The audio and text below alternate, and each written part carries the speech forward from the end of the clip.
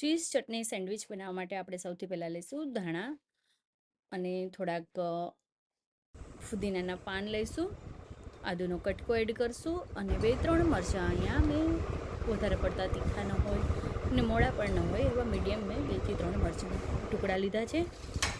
ઉપરથી થોડીક સેવ એડ કરશું, બેસન સેવ, નમક આપણા સ્વાદ પ્રમાણે, થોડોક ચાટ મસાલો એડ કરશું જેથી એનો ચટપટો ટેસ્ટ આવે, થોડાક અનારદાણા પાવડર અને લીંબુ આપણા સ્વાદ પ્રમાણે એડ કરશું. થોડુંક પાણી એડ કરીને એને મિક્સર જારમાં બરાબર ગ્રાઇન્ડ કરી લઈશું, યાની કે આપણે એની ચટણી બનાવી લઈશું. તો આ ચટણી બનીને રેડી છે. તો આપણે એને બોલમાં નીકાળી લઈશું અને 2 બ્રેડ લઈશું. અહીંયા તમે કોઈ બી બ્રેડ યુઝ કરી શકો છો. એક બ્રેડ ઉપર આપણે બટર સ્પ્રેડ કરશું, બરાબર પૂરી બ્રેડમાં કવર થઈ જાય એ રીતે આપણે બટર લગાવવાનું છે.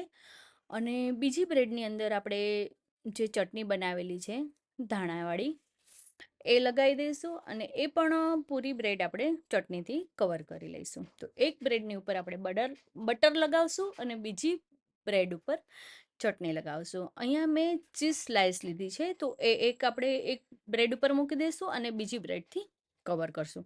અહીંયા તમે કોઈ બી ચીઝ યુઝ કરી શકો છો અને પ્રીહીટ તવાની ઉપર આપણે એને એક સાઈડ બટર લગાવીને પહેલાં ટ્રાન્સફર કરી દઈશું અને બીજી સાઈડ આપણે એની ઉપર બટર લગાવી લઈશું અને ગેસની ફ્લેમ અહીંયા આપણે સ્લો રાખીશું.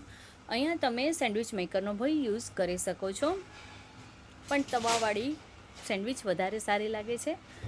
તો અહીંયા મેં તવા પર બનાવી છે. સેન્ડવિચ મેકરમાં પણ આપ ઇઝીલી એને બનાવી શકો છો. પછી સાઈડ એની બદલાવી નાખશું બીજી બાજુ. બંને બાજુ આપણે એને ગોલ્ડન બ્રાઉન જેવી થાય ત્યાં સુધી આપણે એને શેકી લઈશું.